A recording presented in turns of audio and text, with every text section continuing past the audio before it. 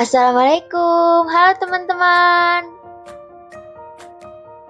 Kembali lagi di sini bersama saya Vira Akilatuzaro, teman-teman. Apa ya yang bakal kita bahas di video kali ini?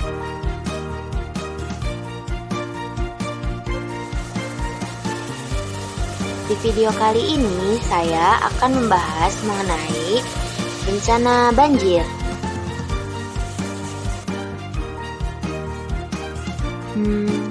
Apa ada yang tahu apa itu banjir?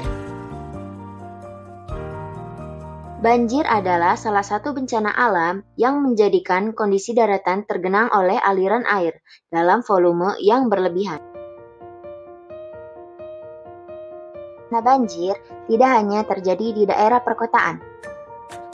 Di kota-kota besar seperti Jakarta, Semarang, Surabaya, dan Bandung, peristiwa banjir seakan sudah menjadi agenda tahunan yang datang ketika musim hujan tiba. Selain di daerah perkotaan, di daerah pedesaan yang memiliki wilayah resapan air yang luas pun dapat mengalami banjir. Banjir di daerah pedesaan umumnya disebabkan oleh gundulnya hutan sehingga debit air sungai meluap atau bisa disebut dengan banjir bandang.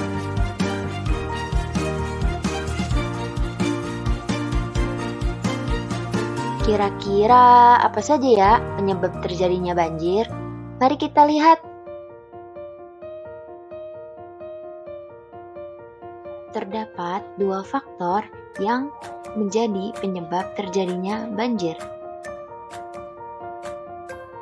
Faktor yang pertama adalah faktor alam. Faktor alam adalah faktor yang disebabkan oleh fenomena alam dan tidak ada campur tangan oleh manusia. Faktor yang kedua adalah faktor manusia. Faktor manusia adalah faktor yang disebabkan karena ulah manusia. Apa saja sih faktor-faktor alam yang menyebabkan terjadinya banjir? Berikut ini adalah faktor-faktornya. Faktor yang pertama adalah curah hujan yang tinggi.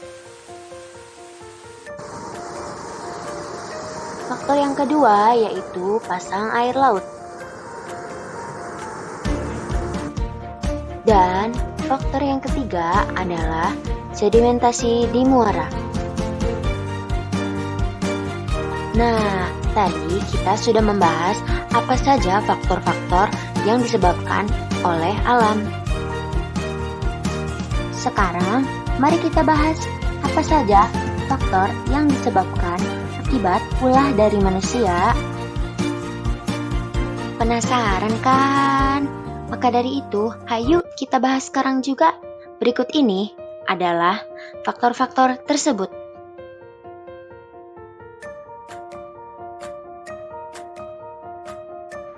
Membuang sampah sembarangan,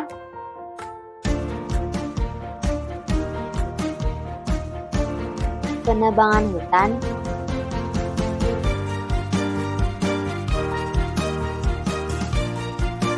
kurangnya resapan air,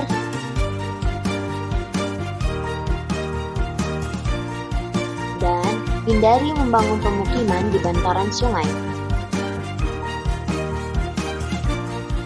Itulah faktor-faktor yang bisa menyebabkan terjadinya bencana banjir, baik itu faktor alam maupun faktor manusia.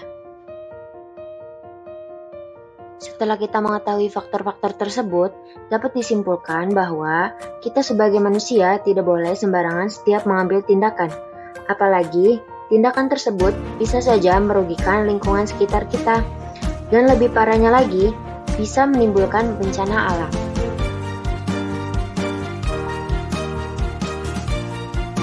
Selain faktor-faktor yang tadi dibahas dan disebutkan, tentunya ada juga cara untuk mencegah terjadinya bencana banjir.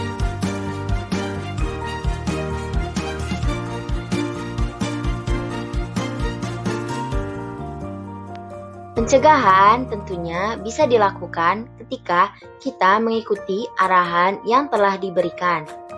Sekarang, Mari kita lihat apa saja sih hal-hal yang bisa mencegah terjadinya banjir. Berikut ini adalah pencegahannya.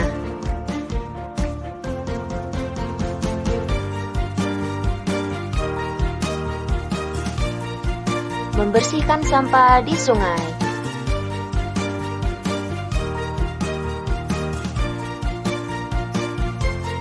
Menanam pohon untuk menambah resapan air.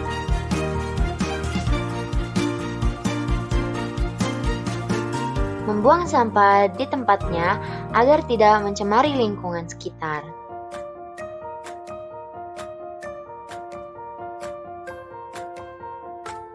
Saat datangnya banjir, segera cari informasi dari media sosial maupun media massa.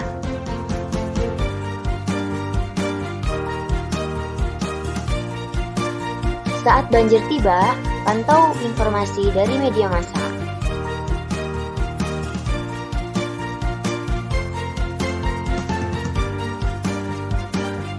Siapkan emergency bag yang dibutuhkan saat keperluan mendesak.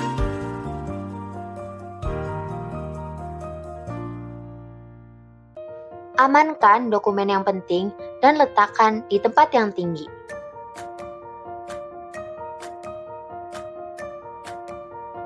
Pastikan sumber listrik dalam keadaan mati.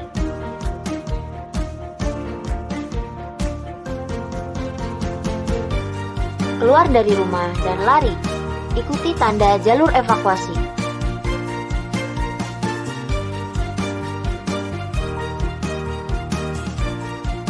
Mengungsi ke tempat yang lebih aman.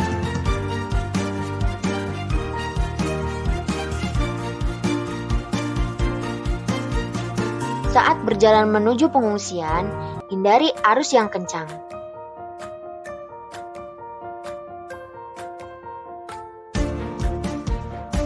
Hindari hewan yang berbahaya yang biasanya terbawa arus air. Nah, tadi kan kita sudah lihat apa saja tindakan yang dilakukan saat terjadinya bencana banjir. Apabila kita mempelajarinya dengan baik, kita tidak akan lagi bingung dan tidak tahu apa saja yang dilakukan saat banjir melanda. Kita juga harus selalu berhati-hati terhadap banjir. Selain merugikan, bencana ini juga dapat mendatangkan berbagai macam penyakit.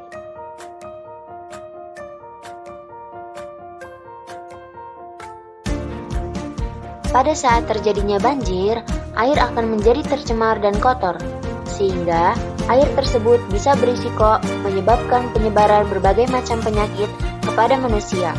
Nah, ada beberapa penyakit nih yang biasanya timbul setelah atau saat terjadinya banjir. Apa aja ya penyakitnya?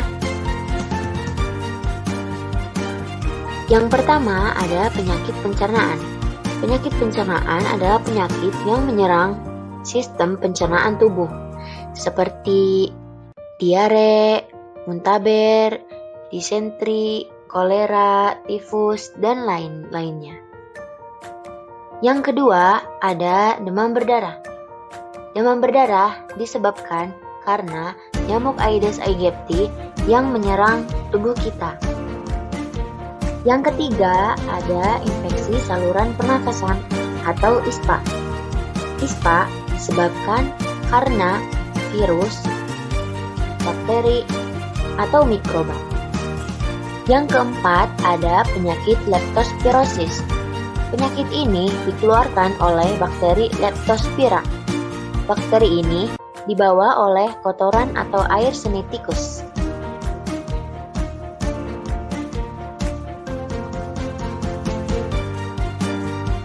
Gimana nih tadi pembahasannya? Setelah menonton video ini, hal yang dapat diambil kesimpulan adalah jagalah lingkungan di sekitar kita agar bumi tidak mudah sakit dan lingkungan sekitar kita selalu memberikan energi positif kepada kita, sehingga kita bisa sehat selalu.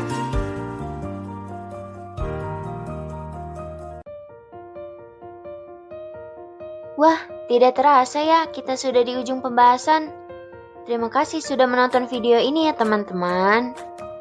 Sampai jumpa dan sampai ketemu lagi. Bye-bye.